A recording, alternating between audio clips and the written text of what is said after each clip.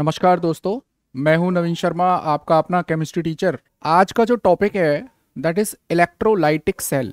हमने स्टार्टिंग में ही बात करी थी कि इस चैप्टर में हम लोग overall inter conversion of energy के बारे में पढ़ने वाले हैं। मतलब electrical energy convert into chemical energy and chemical energy convert into electrical energy. तो इलेक्ट्रोलाइटिक सेल एक्चुअली में एक डिवाइस है जिसके अंदर हम इलेक्ट्रिकल एनर्जी को, देखिए, इलेक्ट्रिकल एनर्जी को ट्रांसफॉर्म करते हैं। Electrical energy transform into chemical energy. Chemical energy भी बोल सकते हैं, केमिकल चेंज भी बोल सकते हैं। मैं इसको केमिकल चेंज भी यहां पर बोल सकता हूं। ठीक है, तो इलेक्ट्रोलाइटिक सेल क्या है? ऐसी डिवाइस जिसमें electrical energy converts into chemical change, या इट प्रोड्यूस केमिकल चेंज, या केमिकल एनर्जी में चेंज हो जाती है। तो इलेक्ट्रोलाइटिक सेल का एक्चुअली सेटअप क्या है वो हम लोग बात करते हैं। देखिए, हम लोग इलेक्ट्रोलाइटिक सेल में इस तरह से एक कंटेनर लेते हैं और इस कंटेनर में हम लोग एक इलेक्ट्रोलाइट को फिल करते हैं। इलेक्ट्रोलाइट क्या है? ऐसा सॉल्यूशन जिसमें इलेक्ट्रिकल कंडक्शन पॉसिबल हो, जिसमें इलेक्ट्रिसिटी का कंडक्शन हो सकता हो। तो ये मेरे पास एक कंटेनर है और इसमें मैंने भर दिया है एक इलेक्ट्रोलाइट। ठीक है, यहां हमारे पास है एक बैटरी। इस बैटरी का ये पॉजिटिव टर्मिनल है और ये इसका नेगेटिव टर्मिनल है। पॉजिटिव टर्मिनल से हम लोग एक इलेक्ट्रोड कनेक्ट करते हैं जिसे हम लोग यहां नाम देंगे, दिस इज एनोड। इसे हम लोग क्या नाम देंगे? इसको एनोड का नाम देंगे। और नेगेटिव टर्मिनल से हम लोग एक और इलेक्ट्रोड जोड़ेंगे। उस नेगेटिव टर्मिनल से जुड़ने वाले इलेक्ट्रोड को नाम दिया जाता है कैथोड। इस तरह से ये एक इलेक्ट्रोलाइटिक सेल का सेटअप है। यहां हमने जो इलेक्ट्रोलाइट लिया है, मान लीजिए फॉर एग्जांपल ये जो इलेक्ट्रोलाइट है, ये इलेक्ट्रोलाइट आपको कॉपर सल्फेट का दिया गया है। फॉर एग्जांपल मान लेते हैं कि ये कॉपर सल्फेट का इलेक्ट्रोलाइट आपको दिया गया है।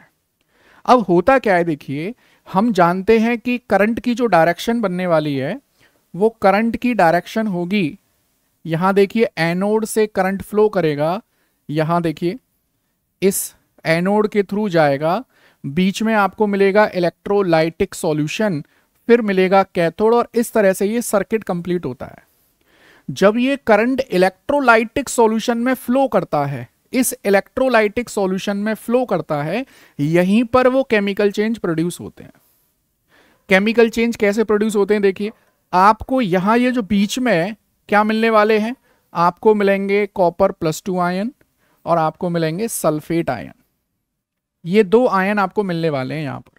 तो ये जो इलेक्ट्रिकल एनर्जी आ रही है, एक्चुअली इन आयंस को, जिनके ऊपर चार्ज आ रहा है कुछ, यहां पर ये कॉपर कैटायन है और ये सल्फेट एनायन है, इनके ऊपर आने वाले चार्ज को डिस्चार्ज किया जाएगा। देखिए, ये जो कॉपर आयन है, ये copper ion will move towards cathode. आप जानते हैं कि जो पॉजिटिवली चार्ज्ड आयन होगा वो कहां जाएगा? वो कैथोड पर जाएगा।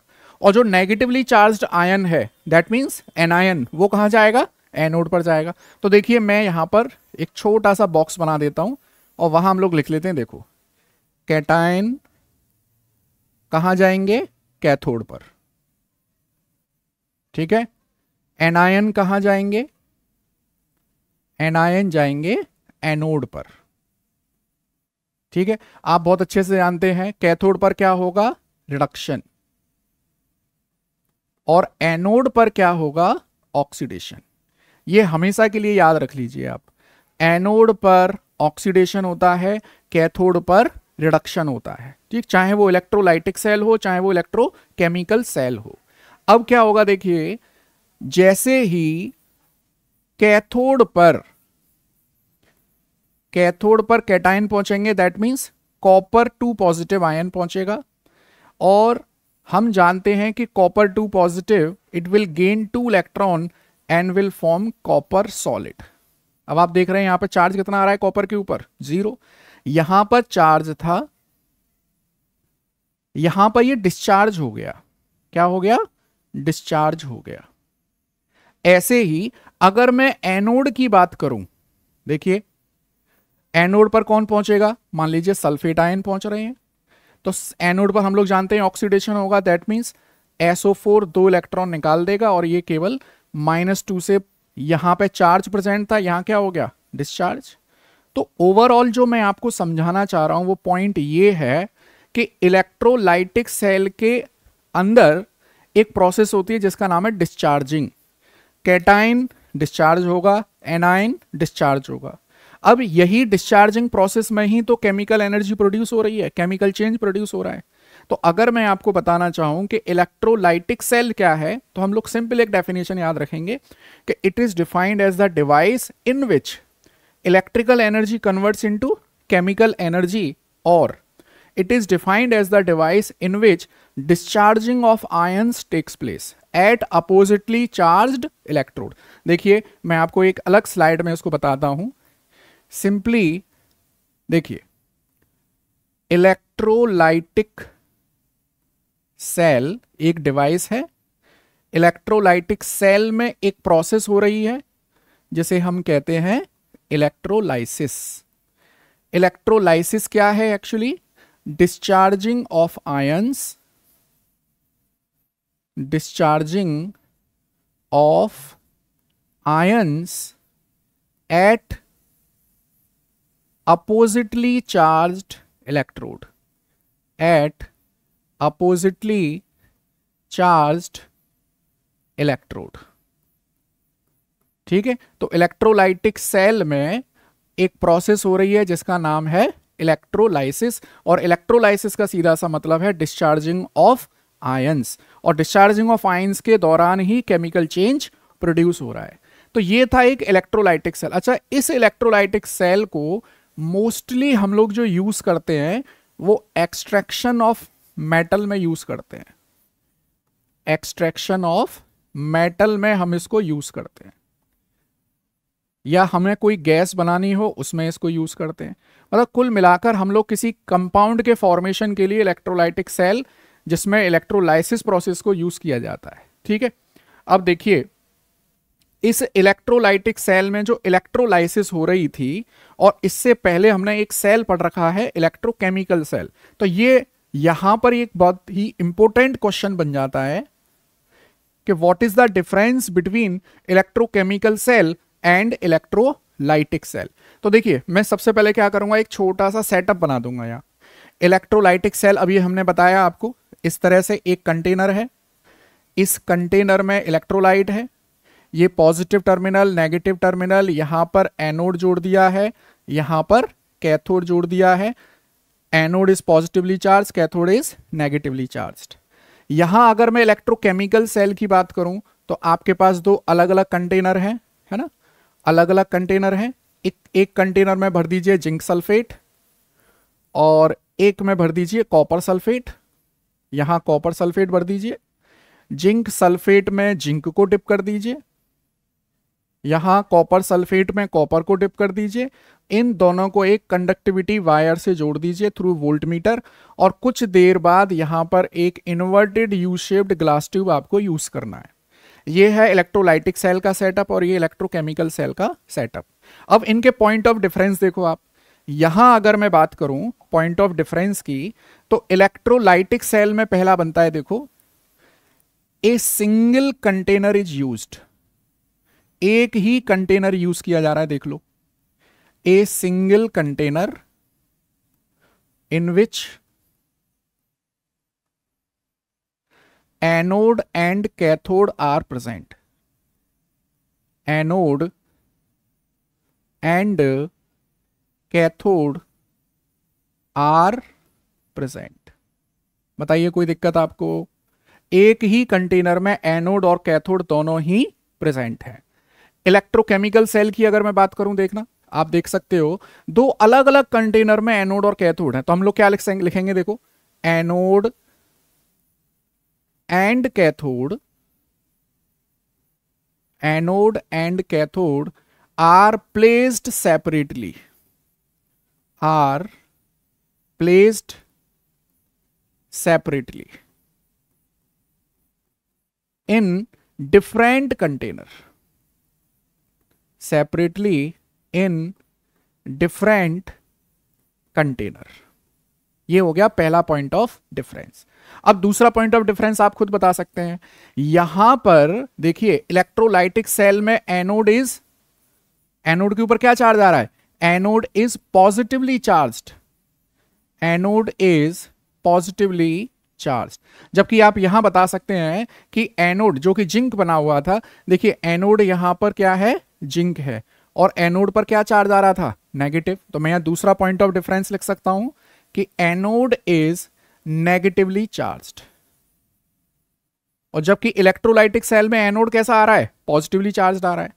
फिर देखिए तीसरा पॉइंट ऑफ डिफरेंस क्या बन रहा है यहां पर इलेक्ट्रॉन सोर्स, इलेक्ट्रोलाइटिक सेल के अंदर जो इलेक्ट्रॉन सोर्स है, मतलब इलेक्ट्रॉन जहां से मिल रहे हैं आपको, इलेक्ट्रॉन सोर्स इज बैटरी। बाहर से आपने जो बैटरी यूज की है वो इलेक्ट्रॉन सोर्स का काम कर रही है। जबकि इलेक्ट्रोकेमिकल सेल में क्या हो रहा है? इलेक्ट्रोकेमिकल सेल में इलेक्ट्रॉन सोर्स, बहुत इंपॉर्टेंट है ये, इज एनोड। आप देख रहे थे जिंक रॉड में से इलेक्ट्रॉन निकल रहे हैं, वही इलेक्ट्रॉन सोर्स का काम कर रही है zinc rod. Anode act as electron source, जबकि इलेक्ट्रोलाइटिक सेल में battery is electron source. Fourth point of difference देखिए, यहां पर salt bridge is not used, salt bridge is not used. जबकि यहां क्या हो रहा है? देखिए यहां पर कुछ देर बाद जब LLJP liquid liquid junction potential develop हो जाएगा, तब यहां पर सॉल्ट ब्रिज की जरूरत पड़ने वाली है। तो मैं यहां लिख देता हूं salt bridge is used, salt bridge is used. तो ये है मेरे पास 4 पॉइंट ऑफ डिफरेंस। फिफ्थ भी देख सकते हैं हम लोग। हमें ये पता है इलेक्ट्रोलाइटिक सेल में एक्सटर्नल बैटरी वर्क डन कर रही है, तो यहां पर डेल्टा जी जो आएगा that is positive. Free energy change कैसा आएगा? पॉजिटिव। जबकि यहां पर work done by the cell हो रहा है, तो यहां पर डेल्टा जी आता है नेगेटिव।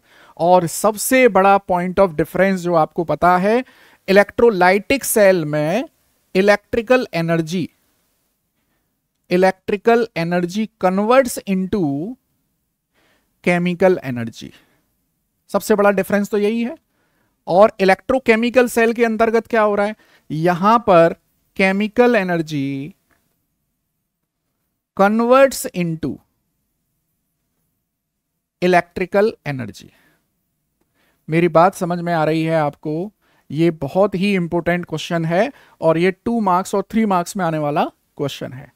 अगला देखें हम लोग इलेक्ट्रोलाइटिक सेल से रिलेटेड। देखिए हमारे पास आ रहा है अब क्वांटिटेटिव एस्पेक्ट्स ऑफ इलेक्ट्रोलाइसिस, मतलब हम लोग यहां पर थोड़ा सा मैथमेटिकल पढ़ने वाले हैं। हमें यह तो पता चल गया कि इलेक्ट्रोलाइसिस का मतलब होता है कि इलेक्ट्रिकल एनर्जी का यूज करके इलेक्ट्रोलाइट डिसोसिएट हुआ है और चार्ज का डिस्चार्ज हुआ है। जो भी कैटायन है वो भी डिस्चार्ज हुए हैं, और जो एनायन है वो भी डिस्चार्ज हुए हैं। तो देखिए मैं पहले एक छोटा सा रफ डायग्राम बनाता हूं, फिर आप इसको समझ पाएंगे। देखिए यहां मेरे पास है एक कंटेनर, और मैंने यहां कंटेनर में एक इलेक्ट्रोलाइट ले लिया। मान लीजिए मैंने लिया कॉपर सल्फेट। आप बोलोगे सर हर बार कॉपर सल्फेट ही क्यों? चलिए जिंक सल्फेट ले लीजिए। आप बोलोगे जिंक सल्फेट क्यों? मैं बोलूंगा कुछ और ले लीजिए। तो हम लोग क्या करते हैं, यहां पर एक जनरल इलेक्ट्रोलाइट यूज कर लेते हैं। वो इलेक्ट्रोलाइट का फॉर्मूला देखो, मैं ऐसे लिख देता हूं। एक इलेक्ट्रोलाइट है आपके पास M और N, ये इलेक्ट्रोलाइट है। ये मेटल M और नॉन मेटल N से मिलकर हमारे पास एक इलेक्ट्रोलाइट मिला है। M के ऊपर चार्ज अगर N पॉजिटिव है, तो बाकी बचे पोर्शन पर चार्ज कितना होगा? N negative. बात आ रही है समझ में? तो मेरे पास इस कंटेनर में एक इलेक्ट्रोलाइट है जिसका फॉर्मूला है Mn। अब ये जनरल हो गया, आप कोई भी इलेक्ट्रोलाइट लीजिए, हम उसको Mn से रिप्रेजेंट कर रहे हैं यहां पर, ठीक है।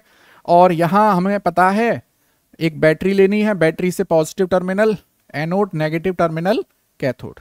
अब आप एक चीज बहुत अच्छे से जानते हैं कि इस इलेक्ट्रोलाइट में जो कैटायन वाला पोर्शन है, कैटायन वाला पोर्शन वो जाता है कैथोड पर। और अच्छा अब एक चीज और बताऊं आपको, ये कैटायन वाला पोर्शन हमेशा मेटल का ही होगा। किसका होगा?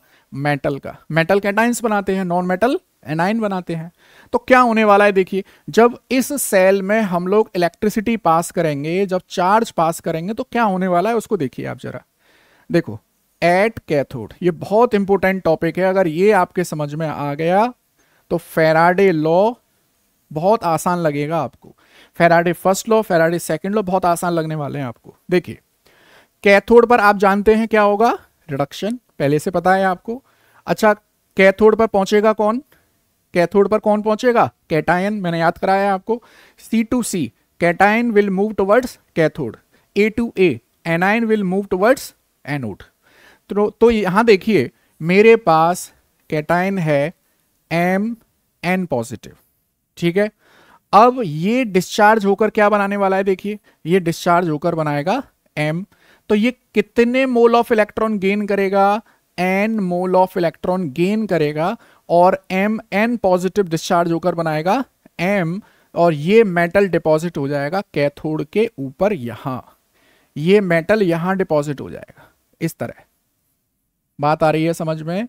मेटल जो कि कैटायन बनाएगा कैथोड पर जाएगा, जितना भी चार्ज इसके ऊपर आ रहा है, जैसे N पॉजिटिव आ रहा है, तो N mole of electron gain करके ये डिस्चार्ज हो जाएगा, ठीक।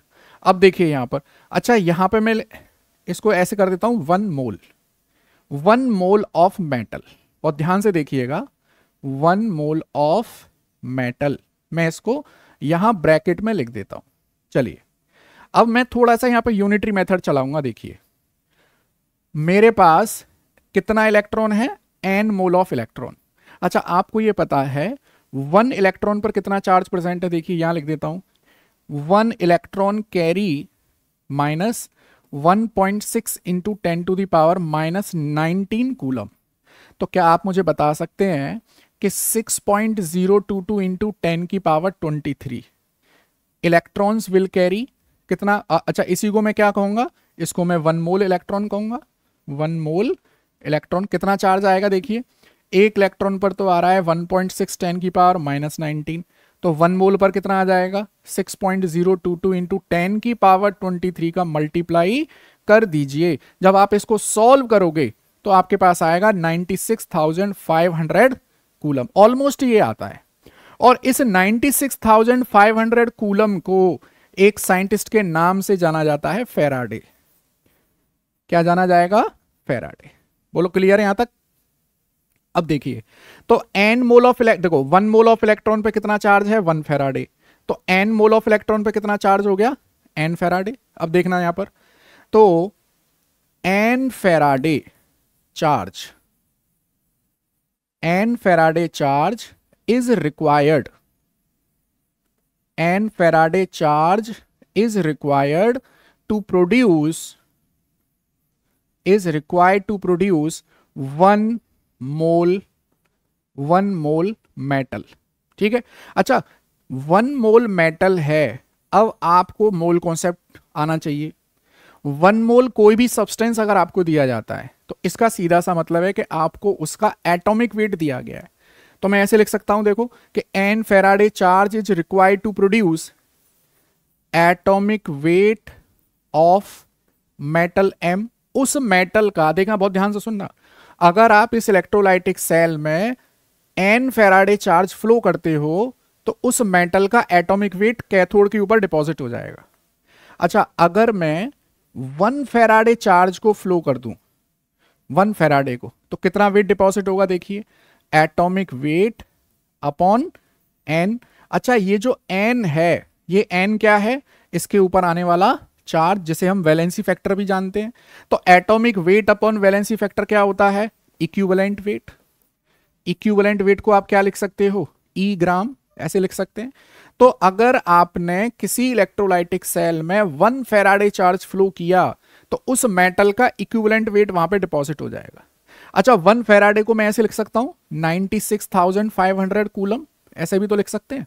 और अगर अब मैं निकालना चाहूं कि 1 कूलम चार्ज अगर आप फ्लो करोगे तो कितना वेट डिपॉजिट होगा? E ओवर 96,500 ग्राम। इसको मैं बॉक्स में बंद कर लेता हूं। देखिए, अब मैं आपको एक बहुत सिंपल सा आइडिया देता हूं। इलेक्ट्रोलाइटिक सेल में 1 कूलम चार्ज फ्लो होगा तो किसी भी मेटल का क्या वेट डिपॉजिट होगा, उस मेटल का equivalent weight E divided by 96,500। मान लीजिए 10 कूलम चार्ज फ्लो हो रहा है तो क्या कर दूंगा, मल्टीप्लाइड बाई 10। अगर Q कूलम चार्ज फ्लो होगा तो क्या कर दूंगा, मल्टीप्लाइड बाई Q यहां पे कर दूंगा। तो आपने 1 कूलम चार्ज से जो मेटल का वेट डिपॉजिट होगा वो यहां पर निकाल दिया है। ये था क्वांटिटेटिव एस्पेक्ट्स ऑफ इलेक्ट्रोलाइसिस। अच्छा, ये डेरिवेशन आपके यहां पर नहीं आने वाला है, आप केवल इतना याद रखिए कि 1 कूलम से किसी मेटल का कितना वेट डिपॉजिट होगा, दैट मच। अब हम लोग आगे देखते हैं यहां पर कि हमको हमें इलेक्ट्रोलाइसिस के लॉ दिए गए हैं, Faraday first law, Faraday second law, इस तरह से। तो अभी मैंने आपको जो समझाया उससे रिलेटेड एक छोटा सा क्वेश्चन है, वो देख लीजिए। क्वेश्चन क्या है, देखो कि आपको एक रिएक्शन दी गई है, देखिए डाइक्रोमेट आयन, ठीक है, ये वाली रिएक्शन दी गई है। What is the quantity of electricity in coulombs needed to reduce 1 mole of this one. अब मैं देखो यहां लिख देता हूं, आपको दिया गया है Cr2O7 2-, ठीक है, प्लस 14H प्लस 6 इलेक्ट्रॉन, और ये आपस में रिएक्शन करके बना देते हैं chromium ion plus 7 water molecule. इस तरह से आपसे पूछा जा रहा है कि कितनी क्वांटिटी इलेक्ट्रिसिटी की जरूरत पड़ी है यहां। अब आप मुझे बताइए, ये डाइक्रोमेट आयन कितना दे रखा है आपको, 1 मोल। अब 1 मोल डाइक्रोमेट चेंज हो रहा है यहां पर देखिए 2 मोल ऑफ क्रोमियम प्लस 3 में, और इस चेंज को करने में कितने मोल ऑफ इलेक्ट्रॉन रिक्वायर्ड हैं, 6 मोल of electron. That mean 6 Faraday charge will be required.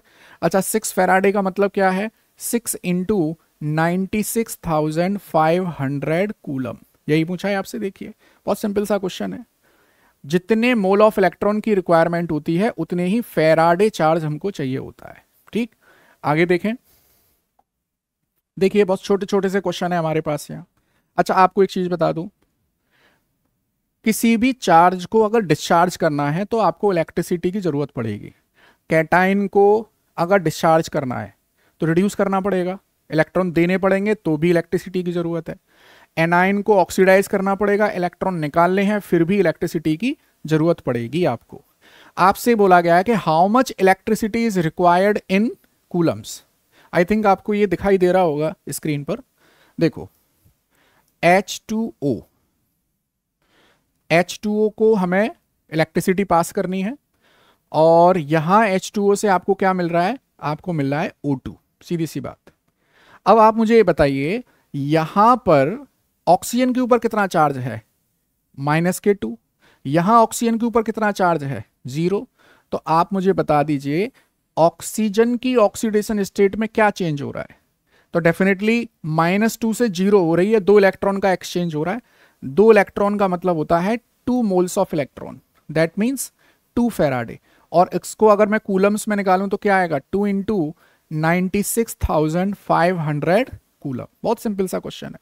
जब भी इस तरह के कन्वर्जन आते हैं तो आप ऑक्सीडेशन स्टेट से उसको कर सकते हैं।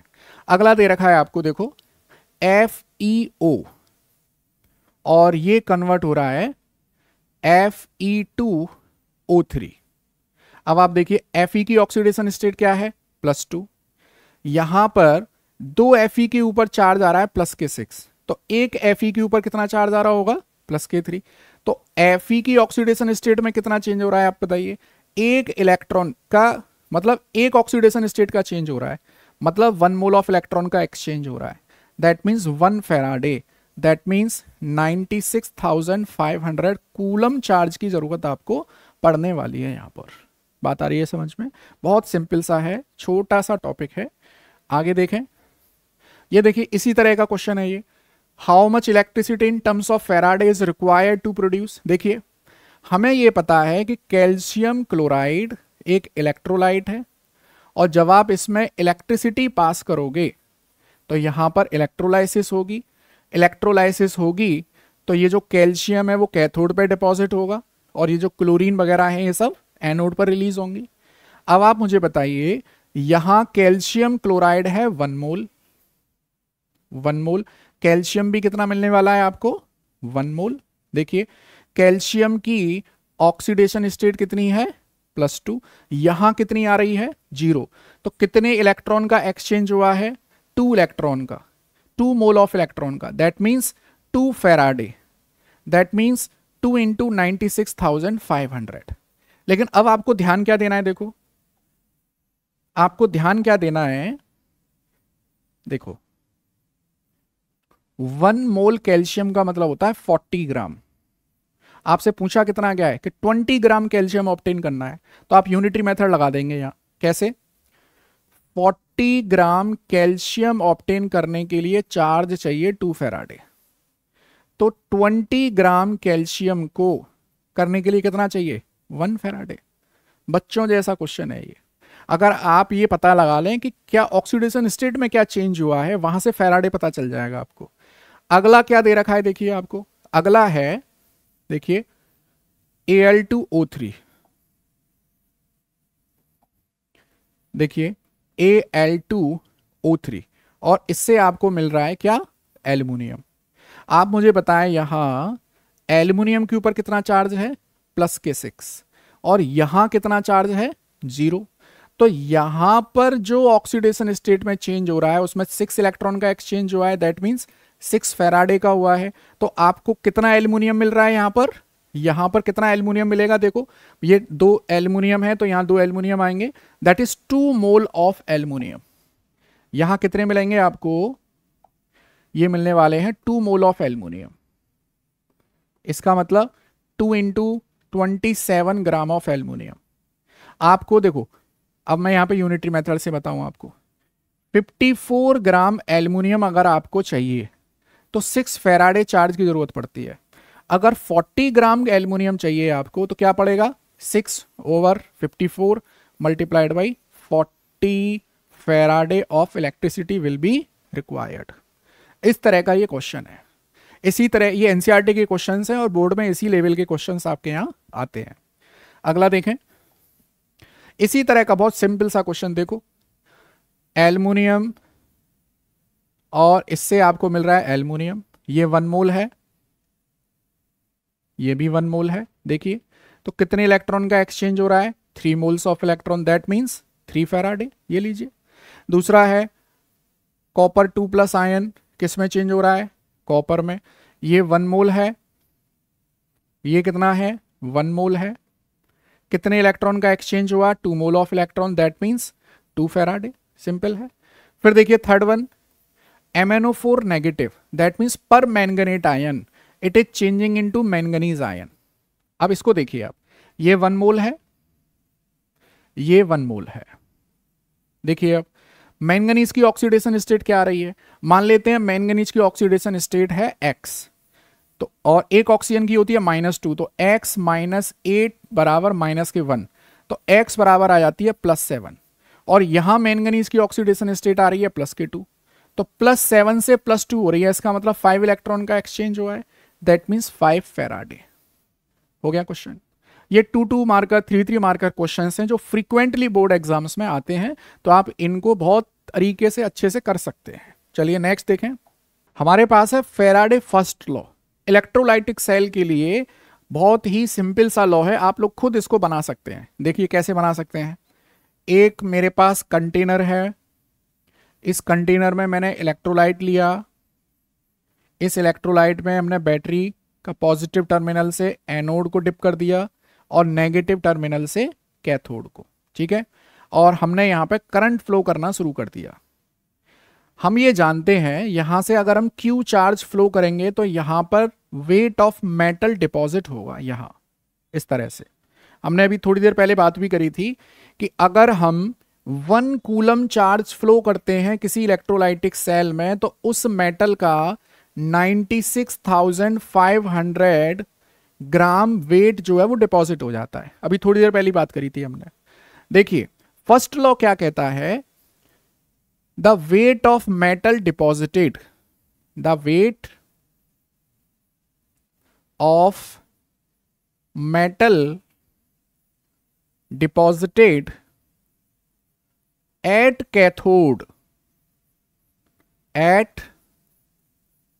cathode is directly proportional is directly proportional to the charge, directly proportional to the charge flowing through solution, flowing through solution, directly proportional to the charge flowing through solution. अब हम इसको mathematics में देख लेते हैं। मैथमेटिक्स में कैसे देखो कि weight of metal deposited directly proportional to the Q, मतलब charge flowing through the electrolytic solution. अब आप इस डायरेक्टली प्रोपोर्शनलिटी साइन को हटाओगे तो यहां पर एक कांस्टेंट आ जाता है जेड। तो आपके पास एक फॉर्मूला आ गया, देखिए आपके पास एक फॉर्मूला है W is equal to Z into Q. ये आपके पास एक फॉर्मूला आ गया। चलिए अब देखें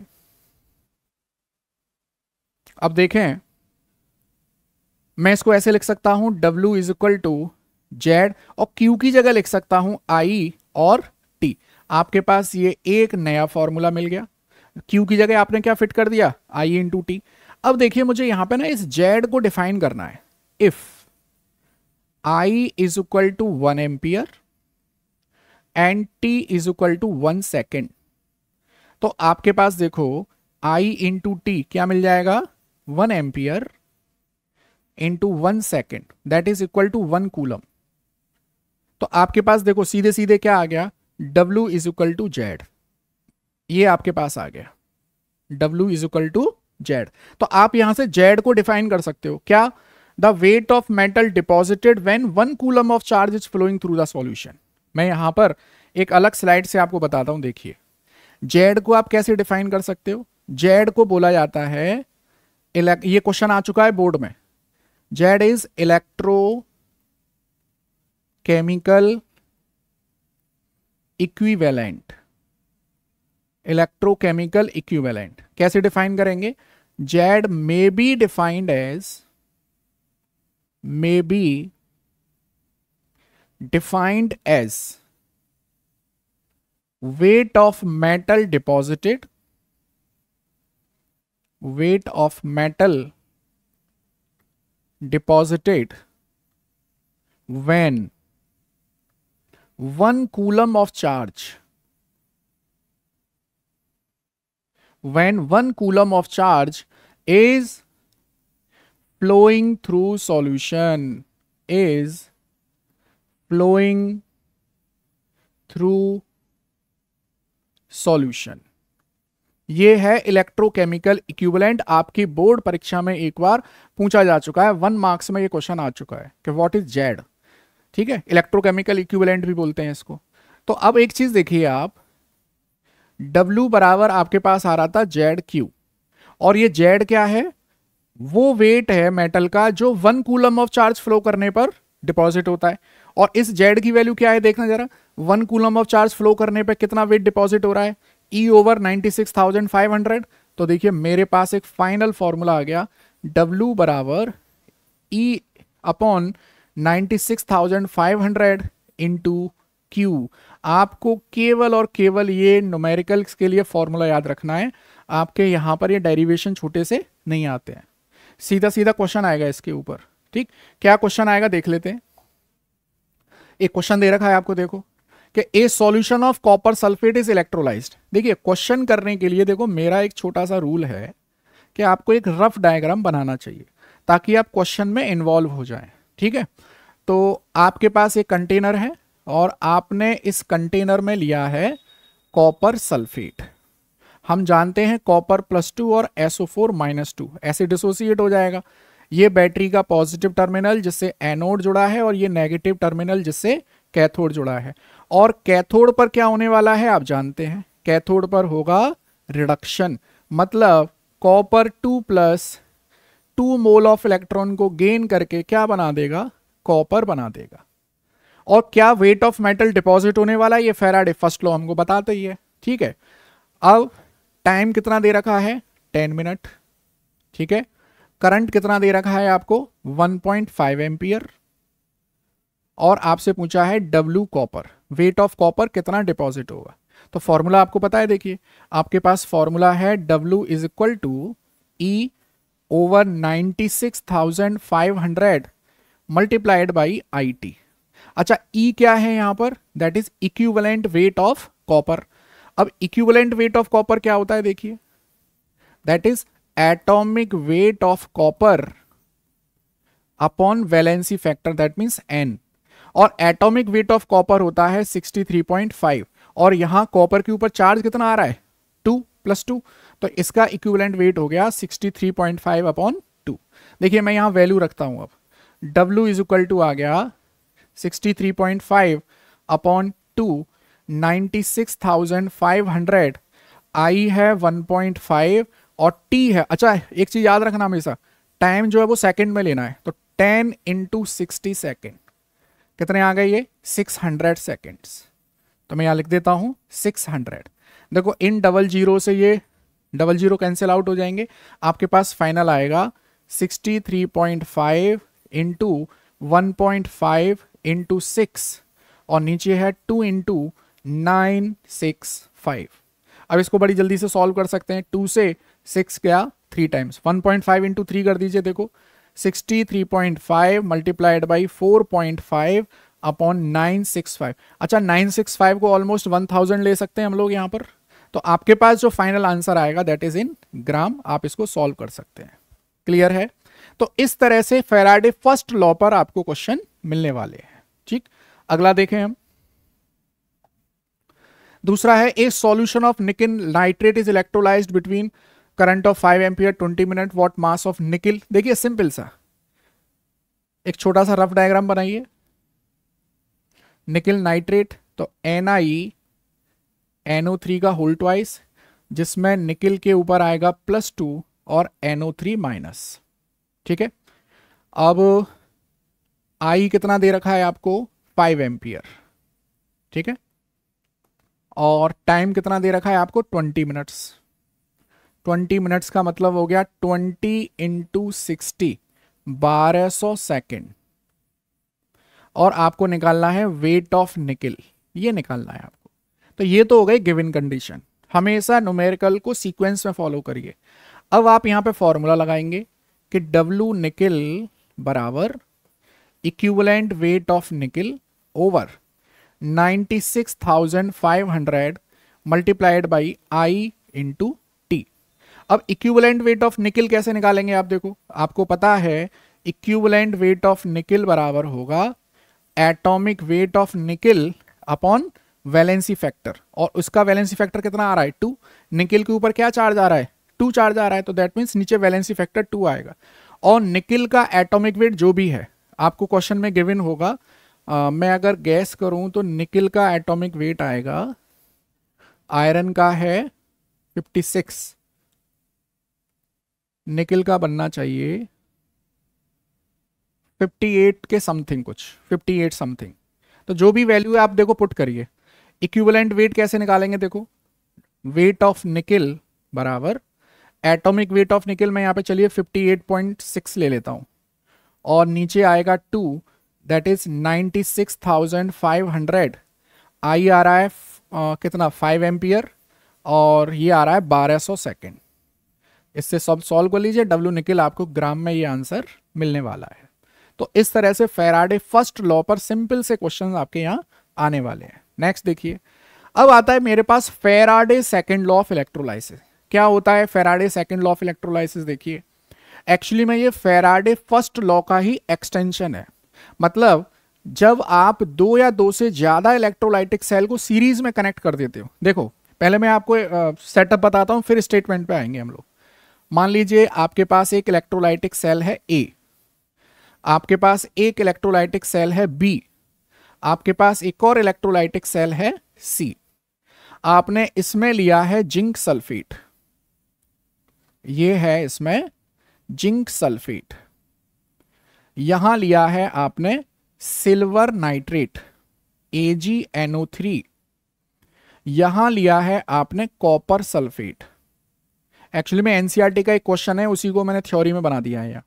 और यहां लिया है आपने कॉपर सल्फेट। ये 3 इलेक्ट्रोलाइटिक सेल हैं, ए, बी और सी।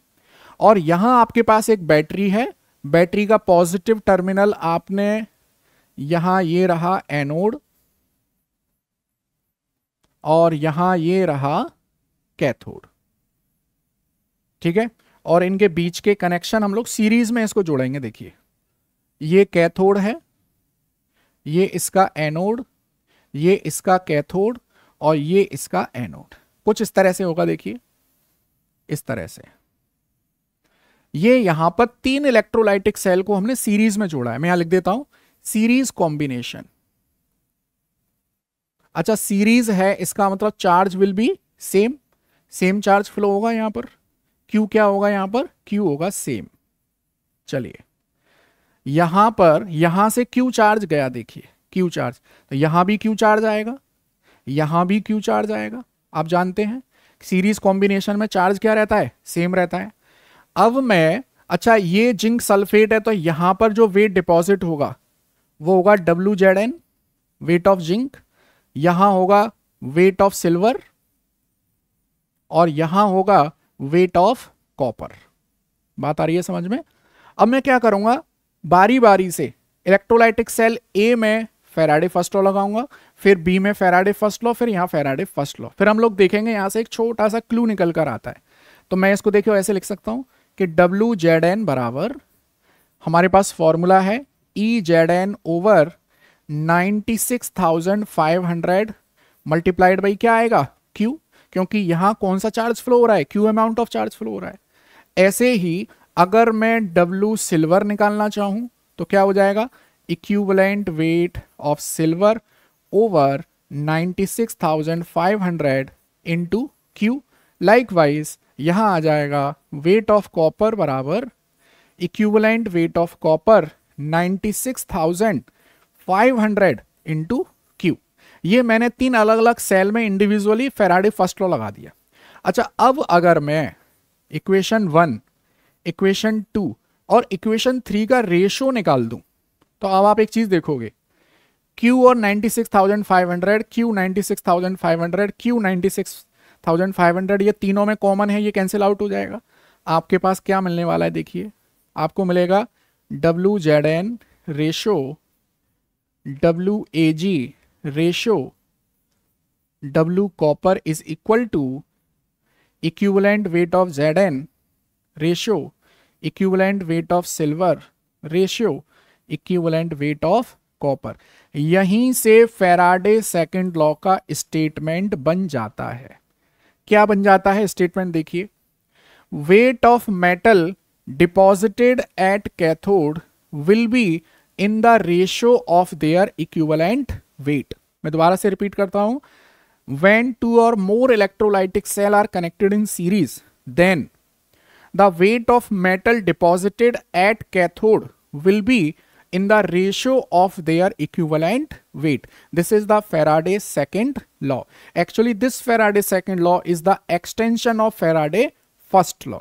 और बिल्कुल यही सेम पूरा जो अरेंजमेंट है, ये एनसीईआरटी का क्वेश्चन है वो